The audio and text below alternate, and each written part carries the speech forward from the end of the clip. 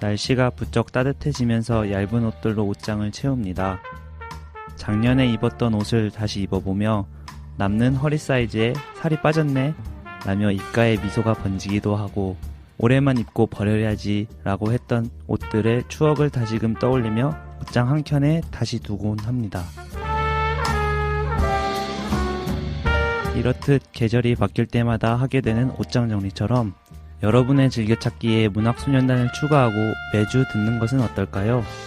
따뜻한 햇살이 잠을 깨우는 지금 문학소년단 14화 시작합니다.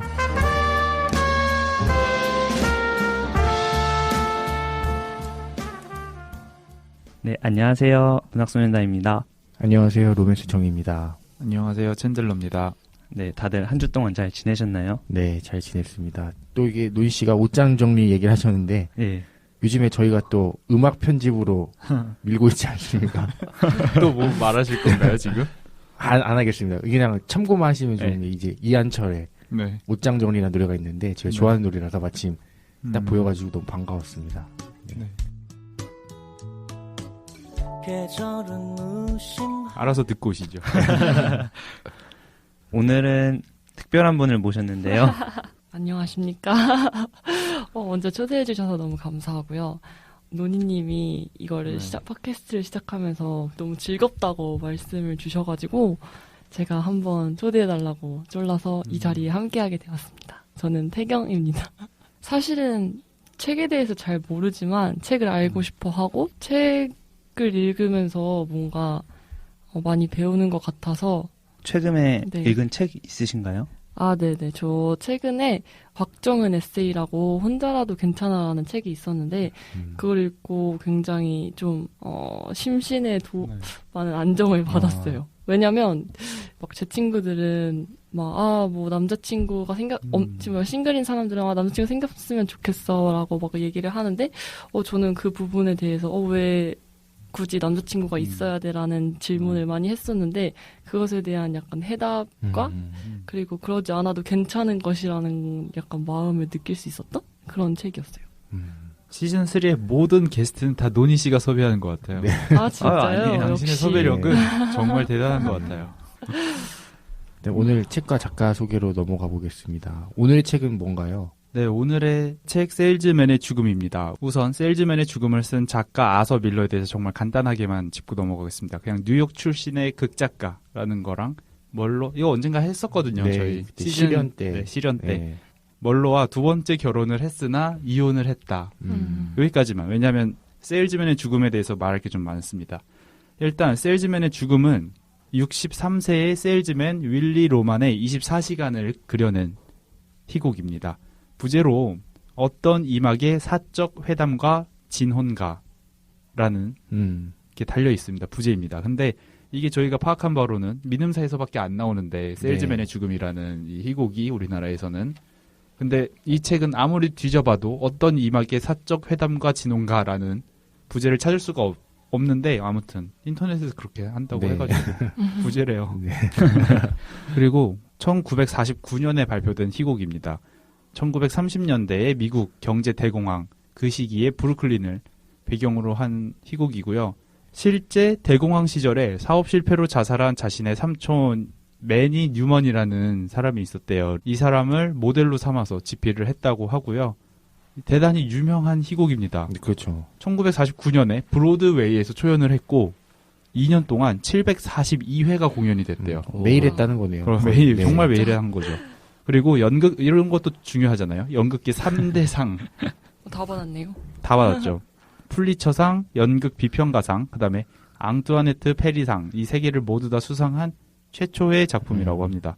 국내에서도 2016년에 이순재 선생님 있잖아요. 네. 저도 네. 선생님이라고 부르게 되는데 이순재 선생님이 60주년을 맞아서 데뷔겠죠? 야, 네. 60주년을 맞아서 기념 공연을 이걸로 했다고 합니다. 그때 이제 이렇게 밝혔다고 해요. 세일즈맨의 죽음은 나와 인연이 깊다. 이 작품을 처음으로 만난 게 1978년도인데 그때는 나이가 어려서인지 이해를 못하고 부족한 부분이 많았다. 이런 식으로 얘기를 한번 하셨거든요.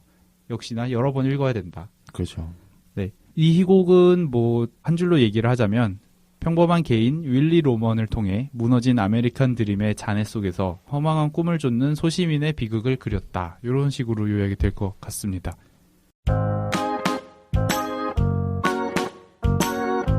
이걸 읽어. 말아.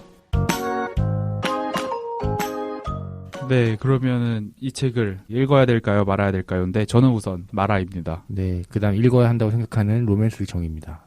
일단 희곡의 장점은 친절함입니다.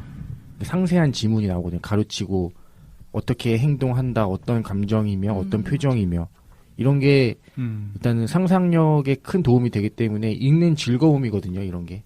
뭐 물론 이런 거를 감춤으로써 독자가 상상하는 재미도 있겠지만 이렇게 세부적으로 묘사해주면서 얻는 즐거움도 크기 때문에 이런 희곡 꼭 읽어보셨으면 좋겠습니다. 네, 읽지 말아야 하는 첫 번째 이유입니다. 유명한 명언이 있죠. 찰리 채플린의 멀리서 보면 희극이고 가까이서 보면 비극이라고. 너무 가까이서 봤어요. 24시간을 밀착 취재하는 느낌이고, 말하자면 그냥 브루클린에서 어느 세일즈맨이 죽었다. 이건 좀 멀리서 본 하나의 뉴스 기사라고 한다면, 이 책은 죽는 데까지 어떤 생각을 했고, 이게 또 환청을 느끼거든요. 네. 환청, 환각 뭐 이런 게 다 있는데 그 과정들을 다 보여줍니다. 그 다음에 죽기까지 가족들과 어떤 관계였고, 죽기 직전까지 어떤 꿈을 꿨고, 이런 게 다 나오기 때문에 너무 가까이서 봤다. 너무 비극적이라는 점. 네. 그 다음 두 번째 읽어야 할 이유입니다. 이게 1949년도니까 70년이 지났는데, 이 1949년이면 우리나라로 치면 이제 해방전국이잖아요. 네.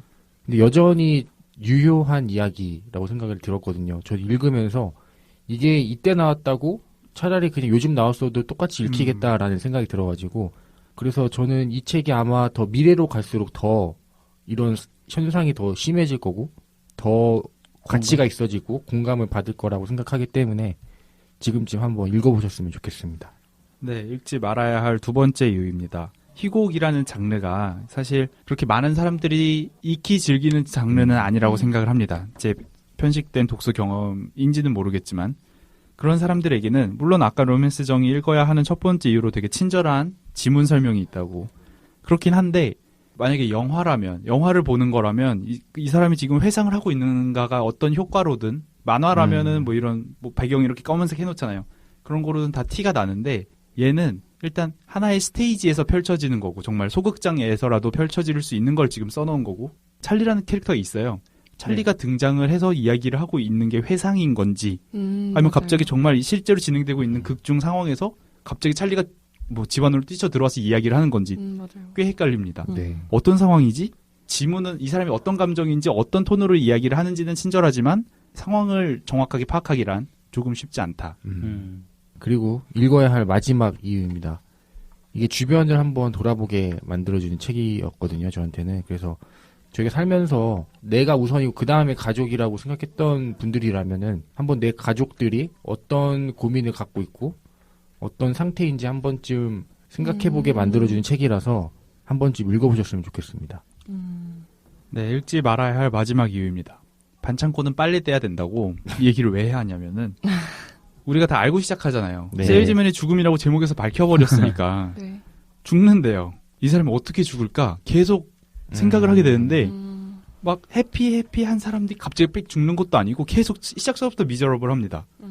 막 환청, 환각, 아들이랑은 불화라고 해야 되나요? 모르겠어요. 그렇죠. 좀 네. 어쨌든 미묘해요. 네. 그리고 읽다 보면 어떻게 이 사람 해고당할 건가 봐. 너무 이 사람의 고통, 그리고 이 사람이 죽는다는 걸 아는데 거기까지 흐르는 그 시간이 너무 길입니다. 이 사람이 이래서 죽는 건가? 천천히 오래 고통받아요. 네. 멘탈 나가기가 딱 좋은 책이다. 그렇군요. 그럼 혹시 태경 씨는 이 책 네. 읽어야 한다고 생각하시나요? 읽지 말아야 된다고 생각하시나요? 읽지 말아라고 얘기를 해주고 아. 싶습니다. 네. 어떤 점에서? 일단 진짜 아까 말씀해주신 이유처럼 멀리서 보면 희극이지만 가까이서 보면 비극인 것 같아요. 꽤나 지금 주변 가족들에게 많이 일어나고 있고, 왜냐하면 이제 저는 20대 중반인데 저희 아버지 세대들이 제 친구들도 그렇고 다 은퇴하는 시기이기 맞습니다. 때문에 아마 그런 점에서 좀 너무 현실적이게 다가와서 별로 멘탈엔 좋지 않은 이야기 같다라는 얘기를 좀 읽지 말아라 라고 선택하겠습니다. 사실 제가 읽지 마라를 맡았긴 했는데 네. 이따가 살펴보면 제가 별점이 제일 높아요. 그렇습니다. 그렇다면 노니 씨는 이 책 어떻게 읽으셨나요? 네, 저는 이번 기회에 희곡을 처음 읽어봤어요. 근데 아까 챈들러 씨가 읽지 말아야 할 이유로 말했던 것처럼 좀 인물에 대한 서술은 좀 많은데 이게 독백이 아니면은 인물에 대한 감정을 이렇게 속마음 묘사가 잘 이루어지는 부분이 없잖아요. 알 수 있는 부분이. 근데 그 부분이 저는 많이 없었다고 느껴져서 좀 책을 좀 스무스하게 읽는데 조금 어려움이 있었습니다. 그리고 조금 스포일러를 하자면 지금 이 책을 읽는 분들은 아마 민음사에서 나온 책을 읽을 거예요. 딱 표지 보면은 딱 어떤 아저씨가 운전대 들고 있거든요. 근데 저는 처음에 그냥 이거는 생각을 안 했는데 다 읽고 나서 표지를 보니까 좀 소름이 끼쳤어요. 근데 저는 맨 처음에 이거 커버 봤을 때 이 사람이 살인자인 줄 알았어요. 그러니까 세일즈맨은 다른 사람이고 이 사람은 그 세일즈맨의 차를 훔쳐서 살인을 도주하고 있는 그런 느낌이 들었거든요. 그리고 또 책을 읽으면서 이제 가부장적이면서 가장으로서의 책임감이 있는 윌리의 모습을 보면서 만약에 나도 가정을 꾸린다면 저렇게 될까? 이렇게 생각을 했습니다. 책 내용에 대해서는 이 책을 읽어본 적은 없지만 제목은 굉장히 많이 들어서 익숙했거든요. 근데 이 명성에 비해 내용의 변곡점이 좀 적었고 결말이 조금 아쉬워서 좀 그 부분이 좀 아쉬웠습니다. 그 다음 태경 씨. 네. 저는 사실 문학 작품이 그 소설이 쓰여진 시대에 대해서 좀 공부를 하고 나서 읽어야 가장 그 소설을 잘 이해할 수 있었다고 생각한 사람이라 선뜻 이렇게 집어서 읽기 굉장히 어려운 책이었거든요.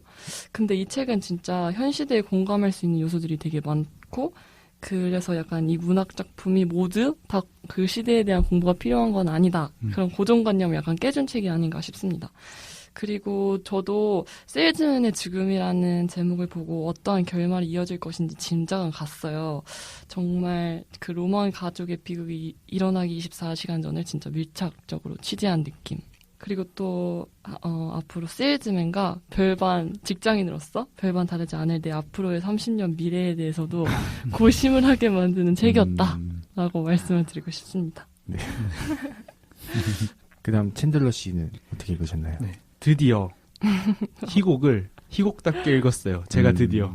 이게 제가 아까 읽지 말아야 될 이유에서 이걸 되게 희곡이 익숙하지 않으면 읽기가 어렵다 그랬잖아요. 네. 근데 제가 희곡답게 읽었다 그러면 좀 잘났냐? 이런 게 이게 절대 아니라 너무 어려워서 네. 얘가 찰리가 왜 나오는 거야 여기서 갑자기. 맞아, 갑자기. 이게 너무 어려워서 정말 제가 연극을 보러 갔다. 나 소극장에 앉아있다. 그리고 무대를 혼자 상상하면서 읽은 거기 때문에 그나마 좀 정말 이게 무대를 염두에 두고 쓴 작품이구나를 좀 느낄 수 있었던 그런 독서였고요.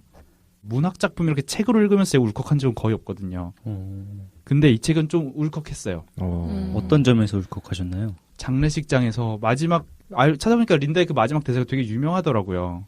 그 마지막 대사도 너무 절절하다고 느낀 게 뭔가 우리나라의 운수 좋은 날 같은 느낌? 그렇죠. 설렁탕을 사 놔놨는데 왜 먹지를 못하니랑 이제 집이 생겼는데 왜 집에 오질 못하니 집이 왜 텅 비었니 이 절절함 그리고 뭔가 이렇게 말하면 되게 오바 쌈바일 수도 있는데 네. 에바 쌈치 네. 에바 참치 꽁치 네. 잘 못하시는 것 같아요. 여기서 그의 나이를 어렵습니다. 짐작할 네. 수 있었습니다. 따라가기 어렵습니다. 네. 그러니까 제가 뭐 새벽에 다 읽어서 그랬는지는 모르겠지만 이게 세일즈맨의 죽음이라는 작품이 제가 좋아하는 작품이 되지는 않을 수도 있겠지만 경의를 표하고 싶은 그런 작품이면은 확실하다라는 거를 독서 후에 깨달았습니다. 그리고 뭔가 자식들이 아버지에 대해서 갖는 무언가 되게 미묘한 지점이 있다고 생각을 하거든요. 그리고 제가 뭐 아들이라서 이렇게 얘기하는 건지는 모르겠는데 아들일수록 좀 더 그런 게 있다고 생각을 하고요. 아버지와 아들 간에 되게 미묘한 혹은 애틋한 그런 게 있다고 생각을 하는데 그런 점들이 되게 예리하게 포착돼 있지 않았나 뭐 이런 생각도 해봤습니다. 다만 왜 이렇게 제목서부터 대놓고 얘 이제 죽는다라고 해놨는지는 저는 잘 모르겠어요. 아니 어쨌든 하나의 극인 거고 사람들이 보는 거잖아요. 네. 제가 그래서 어떻게 될까? 해피엔딩일까? 뭘까? 이렇게 좀 하다가 결국은 죽어. 그리고 그게 자살이고 너무 비극적이야. 이 효과도 분명히 있었을 텐데 아예 대놓고 세일즈맨의 죽음이다. 그리고 이 세일즈맨의 죽음이라고 했을 때 여기서 이 죽음이 뭔가 은유적이라고 받아들일 독자는 전 거의 없다고 생각을 하거든요. 아, 정말 세일즈맨이 죽는가 보다라고 아마 생각을 할 것 같은데 왜 그랬을까? 하나 그러네요. 어쨌든 자기가 감독이 알아서 스포를 하는 영화인 느낌이잖아요. 왜 그랬을까도 되게 궁금했고 왜 우리는 세일즈맨의 죽음이라고 봤을 때 이 죽음을 은유라고 생각 안 하고 바로 생물학적인 죽음이라고 생각을 하게 될까? 이게 뭐 그냥 너무 유명한 작품이니까 이렇게 저렇게 귀동냥으로 들은 게 많아서 그런 걸까? 되게 좀 깊다. 궁금했었습니다. 이게 되게 은유적인 표현의 죽음일 수도 있잖아요. 그렇죠. 예컨대 뭐 미국에서 세일즈맨이라는 업종이 네. 상징적인 뭐 네, 의미가 있어서. 세일즈맨이라는 업종이 되게 쇠락의 길을 걷게 된다 이런 걸 수도 있는 거고. 근데 아무도 그렇게 생각 안 하잖아요. 전 되게 좋았는데 이 제목이 아, 약간 네. 딱 세일즈맨의 죽음이라고 하니까 이거 뭐지? 되게 자극적이었던 제목이어서 오히려 이 책이 무슨 내용일까? 약간 이런 느낌? 네, 저도 이게 아서 밀러가 저기 어디 뭐 러시아 어디 네. 무슨 지방에서 태어나서 이 곡을 썼다면은 어떤 그런 상징성을 찾아봤을 것 같은데 뉴욕 출신이라서 차가운 네. 도시. 그런 정말 철저하게 계산된 상업적으로 저는 그렇게 생각해서 그냥 직접적으로 드러낸 게 아닌가 라는 생각이 들었습니다. 네, 로맨스 정신 어떻게 읽으셨나요? 네, 저는 이제 그때 시즌2 때 아서 밀러 편에 제가 참석을 못해가지고 이제 아서 밀러와의 저는 첫 만남이거든요. 그리고 이 책과에도 첫 만남인데 이 책은 저에게 있어서 마치 원피스 같은 거. 원피스를 저는 본 사람이 안 본 사람보다 많다고 생각을 하거든요. 만화요. 네, 만화 원피스. 네. 네. 제가 뭐 원피스를 좋아하거나 이런 건 아닌데. 근데 이 책도 그랬어요. 제 주변에서는 이 책을 읽은 사람이 안 읽은 사람보다 많았고, 네. 그래가지고 그 사람들은 다 이 책 읽고 되게 뭐 좋았다. 진짜요? 그래요? 너무 막 의미가 있었다. 이렇게 말을 해가지고 저는 그 명성 때문에 약간 좀 오기가 생겼어요. 그러니까 남들이 다 좋다는 거 보면 과연 나한테도 좋을까? 기대를 하면서 보기보다는 좀 이게 얼마나 좋은지 한번 내가 보겠어. 약간 이런 느낌으로 봤기 때문에 네, 좀 오독을 한 거일 수도 있는데 네. 뭐 역시 저는 이 책을 읽고 난 소감은 소문난 잔치집에 먹을 거 없었다. 먹을 거 없었다라고 생각을 했는데 아주 없진 않았다. 근데 이게 아까도 계속 나왔던 거지만 이제 너무 잦은 시대 변화, 막 환청, 환각, 네. 막 과거로 갔다 미래로 갔다 헷갈리잖아요. 이런 게 저도 읽다 보니까 따라가기 포기했어요, 그냥. 이건 그냥 내가 다 이해하다가 이 책 읽는데 꽤 오래 걸리겠구나라는 생각이 들어가지고 그냥 맞아요. 포기를 했고, 그리고 역시나 언제 어디서나 까이는 현대사회. 이거는 안 까이는 문학 작품이 없는 것 같아요. 그래서 뭐 제목만 봐도 알겠지만 대충 예상이 결말이 그쵸. 됐고, 그 결말로 가는 과정이 되게 저는 재미있었어요. 그러니까 흡인력이 있었다고 생각을 했고, 이게 번역을 잘해서인지는 모르겠어요. 제가 원서를 안 읽어봤으니까. 근데 아무튼 저는 이제 이게 대학로에서 공연을 한다면은 한번 보러 갈 생각입니다. 네, 저한테는 영업에 성공했다. 네, 그렇게 평가하고 싶네요. 저는 하지만 로맨스정에 이 보러 가겠다라는 말을 믿지 않아요. 왜죠? 그는 시즌 1 때서부터 너무 보러 가겠다는 말을 많이 했어요. 제가 아직도 네. 기억에 남는 게 저희 마녀배달부 키키라는 네. 동화가 있어요. 그렇죠. 네. 그게 뭐 어린이 동화예요. 네. 그때 그 중에 저희가 1권을 읽었거든요. 딱 그 애니메이션, 지브리 애니메이션 키키의 내용이 담겨져 있는 그걸 읽고 나서도 로맨스정이 뭐 이게 뭐 7권이다. 7권인지는 정확하지 않습니다. 몇 권이다. 한 7권 된다. 나 이거 다 읽어볼 생각이다. 그때 그랬죠. 뭔가 읽으셨나요? 그때는 그러네요. 뭔가 근데 이게 또 다른 책을 읽으면은 네. 또 다른 책을 또 이게 좋구나. 맞아요. 또 그걸 해야지 하다가 한번 덮어쓰게 되는 것 같아요. 네. 지금 갑자기 기억이 나는 게 로맨스정 씨가 생일 때까지 어떤 책 한 권 읽기로 했잖아요, 방송에서. 맞아요. 그리스인 조르바. 네. 네. 저 아직 한 달 남았기 때문에 네, 읽을 생각입니다. 네. 한 달 뒤에 다시 말씀드리겠습니다. 네.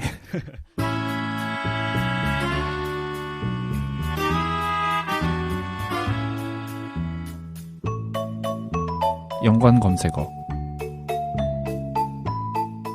네, 이 책과 관련된 무엇이라도 소개하는 연관 검색어 코너입니다. 먼저 태경 씨는 이 책을 읽고 네. 어떤 연관 검색어 떠오르셨나요? 마릴린 먼로의 두 번째 남편이라는 검색어가 떠올랐습니다.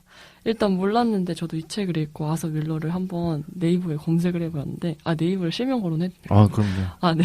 네이버 찬양을 해도 돼요. 다음 쓰지 마세요 해도 돼요. 네, 이혜진 네. 이장님 사랑한다고 해석이 돼요. 네. 아무튼 네이버에 검색을 해봤는데 바로 그 연관 검색어에 마릴린 먼로라고 뜨는 거예요. 알고 봤더니 두 번째 남편이라고 그러더라고요. 그래서 그 연애 스토리가 좀 궁금해서 알아봤더니 만나게 된 게 그 아서 밀러가 이 세일즈맨의 죽음으로 유명세를 막 떨치고 나서 마릴린 먼로까지 만나게 됐나 봐요. 그거에 대한 얘기는 자세히 안 나왔는데 근데 마릴린 먼로는 약간 그때 약간 성적인 아이콘으로 유명했던 여배우였잖아요. 근데 내적으로는 되게 지적여 보이는 여성 배우가 되고 싶었다고 했던 그런 마음이어서 이런 아서 밀러와는 물론 11살 차이가 나지만 그런 작가인 직업에 굉장히 끌려서 아마 그 둘이 결혼을까지 하게 된 게 아닌가 싶어서 네. 해피엔딩은 아니었지만 그렇죠. 네. 이혼을 한 건가요? 네, 한 5년 정도 살고 이혼을 했다고 합니다.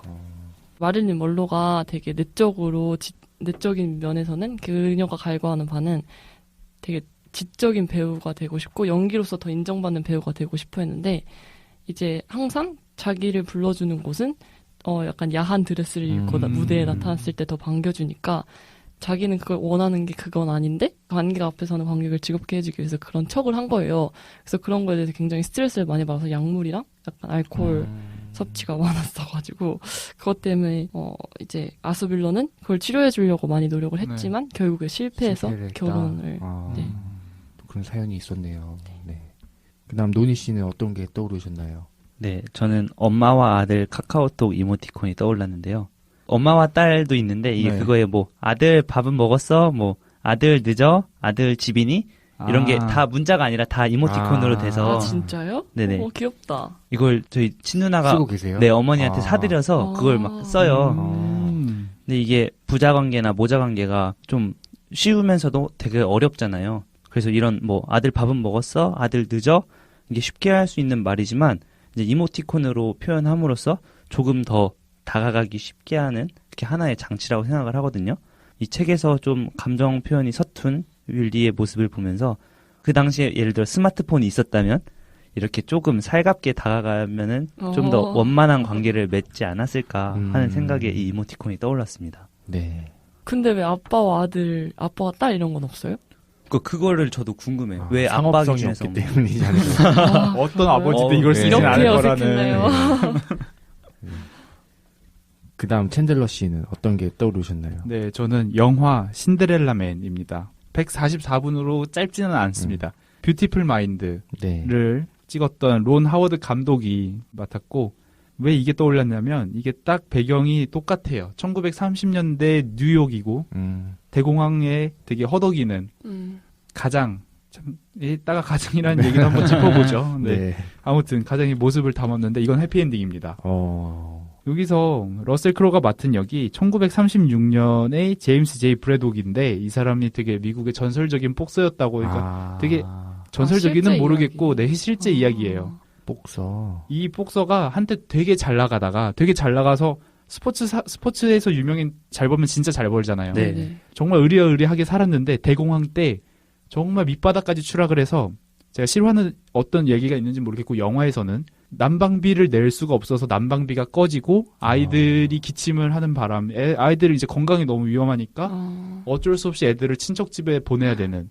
근데 또 그거에 되게 분개해서 아니야 가족은 다 함께 있어야 돼 해서 뭔가 자존심 다 버리고 그러니까 한때 스포츠 스타였으니까 얼마나 그게 세겠습니까. 그거 다 버리고 막 구걸을 해가면서 돈을 모아가지고 전기를 들어오게 날로 따뜻하게 한 다음에 다시 애들을 집에 데려오는.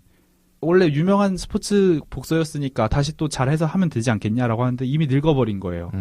그리고 그때 되게 떠오르는 신의 무지막지한 피지컬의 사나이가 있었고 그래서 그와 마지막 대결을 하고 감동적으로 이긴다. 이게 뭐 파이팅 머니가 있는 그쵸. 게임에서. 네. 그리고 그게 이 모든 사람들에게 희망이 되는 거죠. 이 사람이 상징하는 게 이 사람이 정말 그때 당시에 하루하루 이렇게 부두로 가가지고 뉴욕이니까 부두로 가서 제가 일할게요 하다가 이제 몇 명 뽑히고 나머지는 다 돌아가야 되는 그런 사람들 중 한 명이 노쇠했던 노익장이 다시 권투로 내가 승리를 쟁취했다. 이게 사람들이 어마어마한 희망을 준 거죠. 감동 싫어합니다. 이 얘기 들으니까 갑자기 그 클레멘타인이 생각이 나는데 클레멘타인 이거 보고 아빠 일어나. 네. 네. 그다음 제가 떠오른 거는 그 신촌의 다지기 마스터 아저씨인데 저는 이분이 세상에서 가장 물건 잘 파시는 분이라고 생각을 하거든요. 이게 아마 지상 최고의 세일즈맨이다. 네, 저 지상 최고의 어. 세일즈맨이라고 생각을 하기 때문에 네. 이 신촌 다지기 마스터 아저씨가 생각이 났습니다. 이게 유튜브에 네. 다지기 마스터 아저씨 치면 나오거든요. 네. 근데 그 아저씨가 이제 신촌 한복판에서 이게 막 마늘도 다지고 양파도 다지고 근데 이 과정을 되게 재미있게 설명을 해주세요. 보면은 저는 그냥 되게 몇 년 전 영상이지만 저도 막 사고 싶어지고 한번 검색해보게 될 정도로 되게 말씀을 잘하시기 때문에 그냥 세일즈맨에서 이분이 가장 먼저 떠올라서 저는 이분이 떠올랐습니다. 그럼 뭘 판매하시는 거예요? 그 다지는 기계를 판매하시는 아. 네. 실제 구입하셨나요? 그 집에 있더라고요. 하셨는데 그게 아마 홈쇼핑에서 팔았을 거예요. 근데 다지기 마스터 아저씨에게 네. 안 사시고. 네, 한번 이걸 한번 보시면 좋을 것 같습니다. 궁금하네요. 네. 네, 그럼 이제 본격적으로 책 속으로 들어가 보도록 하겠습니다. 이 책도 또 저희를 위해서 1막과 2막으로 구성을 해놨더라고요. 마지막에 물론 레퀴엠이라는 뭐랄까요, 부록 네, 느낌의 있긴 하지만 어쨌든 그건 2막, 2부에서 다뤄보기로 하고 1부에서 오늘 1부에서는 저희는 1막을 얘기할 겁니다. 1막 내용 설명드릴게요. 시작은 이렇습니다. 늦은 밤에 외근을 마치고 지친 귀가를 한 세일즈맨인 윌리를 이렇게 보여줍니다. 집에 귀가를 했어요. 이 사람이 얼마나 힘들게 사냐면은 여기 또 스케일이 크잖아요. 뉴욕 본사에서 일을 하면 참 좋을 텐데 브루클린에 살면서 이걸 세일즈를 하러 어디를 다니냐? 뉴잉글랜드, 포틀랜드 이런 데를 다닙니다. 지도를 켜시면은 아시겠지만 이게 한 6시간 거리거든요. 자동차로. 안 막힐 때. 매일매일 뭐 서울에서 부산 왔다 갔다 그렇죠. 생각하시면 되는데요. 너무 힘든 겁니다. 근데 그날 이렇게 돌아왔는데 여기서의 배경이 되는 그날 오전에는 10년 이상 집을 떠나서 방방 곳곳을 떠돌아다녔던 큰아들인 비프라는 아들이 집에 돌아온 날입니다. 그러니까 되게 반가울 거죠. 반가울 텐데 되게 묘해요, 뭔가. 늦은 귀가를 한 아버지 상태 조금 이상합니다. 혼잣말 되게 많이 하고 되게 좀 혼란스러워하는 것 같고 환청도 들리고 그리고 이제 어머니는 이 오랜만에 집에 온 비프 아들에게 네가 온다는 사실 때문에 그나마 아버지가 되게 기뻐했다. 근데 기뻐하다가도 되게 불안해한다. 그러면서 아버지를 살릴 거는 결국 너밖에 없다. 되게 뻔한 스토리지. 큰아들, 너밖에 장남인 네가 장남. 좋은 모습 보여줘. 나는 장남이다. 딱 그런 겁니다. 네. 그리고 아버지가 이렇게 불안해하는 이유도 아들의 방황이 좀 커요. 아들에게 걸었던 기대가 상당했거든요. 어린 시절서부터. 어쩌다 보니까 아까 제가 연관 검색어에 스포츠 스타 얘기를 하긴 했는데 비프도 어린 시절에 소년 시절에 되게 촉망받던 스포츠 유망주였죠. 근데 잘 안 된 거예요. 아무튼. 그래서 어쨌든 이 아들이랑 아버지의 묘한 관계가 쭉 펼쳐지는데 쟤는 못 믿어. 이런 식으로 혼잣말을 하고 그거를 그렇게 말하지 말라고 어머니가 이렇게 말리기도 하고 아들은 그런 아버지를 따로 보면서 되게 스트레스도 받고 그런 식으로 밤이 짙어가면서 다음날 10시를 좀 기약을 해요. 10시에 뭐가 있느냐. 아버지는 내가 내일 사장한테 가서 나 뉴욕 본사에서 일하게 해달라고 딜을 할 거다. 두 아들이 한 명 더 있어요. 해피라는 아들이 한 명 더 있는데 이 두 아들은 내일 우리가 예전에 같이 한번 일했던 어떤 다른 회사 사장님한테 가서 얼마를 꺼달라고 한다. 그분은 흔쾌히 빌려주실 거다. 우리와의 이 인연이 장난이 아니다. 그걸로 우리는 어마어마한 성공할 수밖에 없는 사업을 시작할 것이다. 이렇게 찬란한 내일을 기약하면서 1막이 끝나고 그 하루가 저뭅니다. 네. 여기서 가장 먼저 해봐야 될 얘기가 제목이 이제 세일즈맨의 죽음이잖아요. 네. 예, 이제 책이 이제 시작이 되는데 내용이 대충 어떻게 흘러갈 거라고 다들 생각하셨나요? 태경 씨도 말씀을 하셨듯이 이 표지를 보면서 이 사람이 살인자일 수도 있겠다. 네. 세일즈맨이 이 윌리가 너무 비가 힘들어서 자살하는 게 아니라 살해당한 걸 수도 있겠다라고 생각을 하셨잖아요. 네. 그런 것처럼 세일즈맨의 죽음이라고 했을 때 우리가 다 뭔가 각기 다른 그렇죠. 결말까지의 과정을 상상했을 것 같은데 저희 지난주 책 소개하면서 그런 말 했잖아요. 영업하다가 과로사로 죽을 것 같다. 그냥 죽는 사람 했는데 전 그냥 그걸 생각하고 딱 봤어요. 일을 열심히 하다가 일을 열심히 하거나 한다. 아니면 그 일 속에서 갈등이 생겨서 되게 좀 비극적 결말이 맞지 않겠나. 저는 그렇게 생각을 거의 했습니다. 맞추셨네요. 네. 태경 씨는 어떻게 생각하셨어요? 저는 진짜 아까 말씀드린 대로 이 커버를 보고 이 남자가 누군가에겐 살인을 당하겠구나 이거는 뭐 미스테리 추리 소설이 아닐까 이렇게 생각을 했습니다. 네. 저는 이게 실제로 죽는다기보다는 약간 정신적으로 그냥 아예 나가버리는 그런 정신적인 죽음을 생각을 했거든요. 그러니까 뭐 육체적인 죽음이 아니라 이제 정신이 아예 그냥 나가버리는 너무 이제 이런 세일즈와 이런 부담에 못 이겨서 그냥 결국에 머리가 터져버리는 그런 결말을 상상했었죠. 저도 자살은 생각을 못했어요. 저도 노니 씨랑 마찬가지로 과로사. 너무 어마어마한 반전이었네요. 너무 슬프네요. 어마어마한 반전이 있는 이 곡이었습니다. 네. 근데 저는 또 읽으면서 궁금했던 게 왜 굳이 윌리의 직업을 세일즈맨으로 했을까? 좀 그거를 좀 이야기해보고 싶거든요. 저는 약간 이렇게 생각했어요. 세일즈맨은 회사 안에서 일하는 사람으로서 가장 돈을 많이 벌 수 있는 사람이라고 생각했어요. 그리고 가장 자기가 쏟은 노력에 따라 리워드 될 수 있는 그런 프로세스가 잘 돼 있는 사람이라고 생각했거든요. 그래서 아마 자기가 가장 실적이 좋았을 때 그만큼에 해당되는 보상을 받을 수 있는 세일즈맨은 한때 엄청난 성공을 거둘 수 있었잖아요. 그래서 오히려 다른 평범한 뭐 예를 들면 운영 관리직에 있는 사람들보다는 더 자기의 미래가 촉망하다고 느꼈지 않을까 하는 생각 때문에. 네. 저는 이때 그냥 이 당시 GP를 할 때 가장 흔한 직업. 네, 흔하게 가졌던 직업이라고 생각을 해요. 그러니까 이게 보편적인 직업이었기 때문에 그래서 이런 상도 많이 받고 공감을 많이 받았던 게 아닌가라는 생각이 들고 뭐 메카닉의 죽음 뭐 이렇게 돼버리면은 좀 뭔가 좀 특수하잖아요, 되게. 네. 그러니까 사람들이 공감할 수 있는 폭이 너무 적으니까 세일즈맨은 그냥 그 당시에 가장 시대상을 보편적인 직업이어서 이 직업을 한 게 아닌가. 저는 이게 여기 되게 장례식이 쓸쓸한 게 하나의 포인트잖아요. 네. 아무도 안 왔다. 생전에 그렇게 뭐 내가 죽으면은 어디 멀리서도 오고. 멀리서 올 거야. 그러기에 세일즈맨이 꽤 적당한 직업이 아닐까? 왜냐하면 이렇게 저렇게 만나는 사람 거래처 이런 것들이 많다 보니까 본인은 나 되게 아는 사람 많아 이런 식으로 생각을 하는데 이 데뷔가 가장 선명하게 보일 수 있는 직업이라서 그렇기도 하네요. 네. 노인 씨는 어떻게 생각하시나요? 이게 그 시대의 좀 보편적인 직업? 그래서 좀 많은 사람들이 공감할 수 있는 그런 직업이어서 선택하지 않았을까라는 생각이 들면서 세일즈맨은 아까 태경 씨가 말했다시피 내가 일한 만큼 어떻게 보면 이 성과를 더 받을 수 있잖아요. 그러다 보니까 이제 60대에 접어든 윌리가 얻는 상실감 그게 좀 더 커서 좀 그런 효과를 노리지 않았을까라는 생각이 들었습니다. 네. 저는 이 책을 읽으면서 그 윌리의 되게 감정 표현이 서툰 모습이 되게 요즘 아버지 하면 뭔가 떠오르는 그런 걸 연상시켰는데 다들 어떻게 감정 표현에 서툰 편이신가요?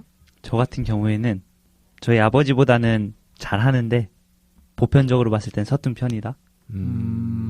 아버지보단 낫다. 네, 저희 아버지는 절대 칭찬을 안 하세요. 진짜요? 아니, 남들한테는 이제 자식 자랑을 하는데 아들한테는 절대 안 해요. 직접적인 칭찬을 받았던 기억이 없으신가요? 한 번이라도? 그 질문에 대해서 딱 떠오르는 게 없어요. 그러니까 아버지는 약간 놀리면서 하거든요. 집에서도 저희 누나가 들을지 안 들을지 모르겠지만 누나를 난이라고 불러요. 난이. 네. 못난이. 네. 네. 아버지가 누나를. 저는 말할 수 없습니다. 말할 수 없어요? 저는 안 말할 거예요? 아빠가 싸가지라고 해요. 싸가지. 싸가지가. 그쵸. 저번에 밝혔잖아요. 집에 가서 화낸다고. 진짜 짜증을 네. 낸다. 화는. 네. 그래가지고 이유가 있는 별명이긴 하네요. 네. 다 똑같아요. 저도 네. 그래요. 네, 근데 저도 그런 거 있는 것 같아요. 안 친한 사람한테 오히려 더 깍듯하게 하는데 친한 사람들한테는 너무 편하다 보니까 되게 감정 표현을 너무 막대한다? 그러고 나서 후회하는 경우가 있어요. 내가 이 친구를 진짜 소중하게 생각을 하는데 내가 그때 그런 행동을 왜 했을까? 좀 그런 생각을 했을 때 제가 좀 감정 표현이 서툰 것 같아요. 자, 오늘의 게스트는 노니 씨의 친구입니다. 네. 자, 네. 태경 씨, 이 말 네. 사실인가요? 어떤가요? 노니 씨의 감정 표현은? 저는 오히려 반대라고 생각했어요. 그럼 저랑 친하지 않다고 생각하시는 건가요? 여기서 전 이렇게 되게 이 방송에서 노니가 여러 친구 다 지웠어요. 선 긋는 친구가 많더라고요. 이 방송하면서. 저는 오히려 되게 배려 잘하고, 넌 할 수 있어, 할 거야, 라는 말을 더 많이 해줬던 친구여가지고, 오히려. 안 친한 건가 봐요. 감정 표현에 서툴다고는 생각을 되게 못했어요. 그리고 노니님이 되게 가족들이랑 잘 놀러 다니고, 누나랑도 되게 친한 관계를 네. 가지고 있다고 생각해서, 네. 의외네요. 노니의 새로운 모습을 발견합니다. 네. 근데 또 진짜 안 좋으면 사실 말 못 하거든요. 그러니까 가족들이랑 정말 안 좋고 뭐 이러면 네. 사실 가족 얘기 잘 안 하려고 하는데 그쵸. 노인 씨가 가족 얘기 많이 하는 거 보면은 아마 저희 네. 진짜 친한 것 같아요. 네. 가족끼리. 제 동생 얘기하는 거 봤어요? 한 번도 못 들어봤죠? 네. 그럼 태경 씨는 감정 네. 표현에 어떤 편이세요? 제가 진짜 감정 표현에 서툴어요. 네. 이게 왠지 모르겠는데 저는 제 가족한테는 감정 표현이 서툰 것 같아요. 다른 친구의 어머님이나 뭐 아버님한테는 되게 애교 떨고 되게 막 친구 집에 놀러 가는 게 아니라 친구 어머님이랑 수다 떨러 놀러 가고 이런데 왠지 모르게 저희 가족들한테는 그냥 친절하게 친절하게까지는 아니지만 뭔가 다정하게 다정하게 말을 말을 못하고 있는 것 같아요. 네. 이 방송을 왜 듣고 그러지? 계신 어머님께 한마디. 엄마. 엄마, 이따 가서 같이 과일 먹자. 또 감사합니다. 배경은 깔아야 되잖아요. 추천곡 하나. 네, 가서. 감사합니다. 네. 네. 저도 네. 태경 씨랑 똑같아요. 그래요? 네. 이게 남한테 더 잘하는 스타일이고 가족한테는 제가 살갑게 잘 못하는. 보통 사람들이 다 이런 그런 것 같아요. 같아요. 네. 그런가요? 다행이다. 근데 왜 그런 걸까요? 근데 진짜. 저는 이게 설명할 수 없는 이런 감정이거든요. 뭔가 맞아요. 가족한테 잘하려고 하는 마음은 분명히 있거든요. 맞아요. 근데 이게 표현을 막상 하려고 그러면은 이게 저는 나중에 이런 제 자신이 후회될 거라는 걸 너무 잘 알고 있어요. 저도요. 근데 왜 못하는 건지는 이거 누가 과학적으로 설명해 줬으면 좋겠어요, 저한테. 네. 그러면 로맨스 정신 집에 가면 어떻게 하세요? 집에 가면은 말 잘 안 해요. 저랑 네, 비슷하다. 그냥 약간 방으로 들어가서 그냥 일단은 거실에 나와서 이렇게 오늘 있었던 일 뭐 물어보면 대답해주고 네. 제가 먼저 뭐 엄마는 오늘 뭐 했어? 뭐 엄마는 오늘 저녁 뭐 먹었어? 이런 맞아요. 말을 제가 안 하더라고요. 제가 보니까. 근데 엄마는 저한테 그런 거 물어보는데 그래서 저는 나중에 되게 후회할 것 같습니다. 네. 카카오톡을 구입하세요.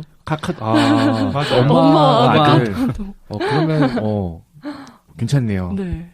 그 엄마한테도 사주고 해야겠네요. 네네. 네. 저희 그럼 다음 주 방송에는 각자 오늘 집에 가서 엄마 아빠 오늘 하루는 어땠어? 하고 그거에 대한 답변을 한번 이야기하는 걸 가져봐요. 어렵네요. 그걸 굳이 해야겠어요. 네, 알겠습니다. 굳이 해야겠어요. 참 다들 못났네요. 그러니까요. 네, 세일즈맨의 죽음 1막은 여기까지 한번 얘기를 나눠보고 수요일에 2막으로 찾아뵙겠습니다.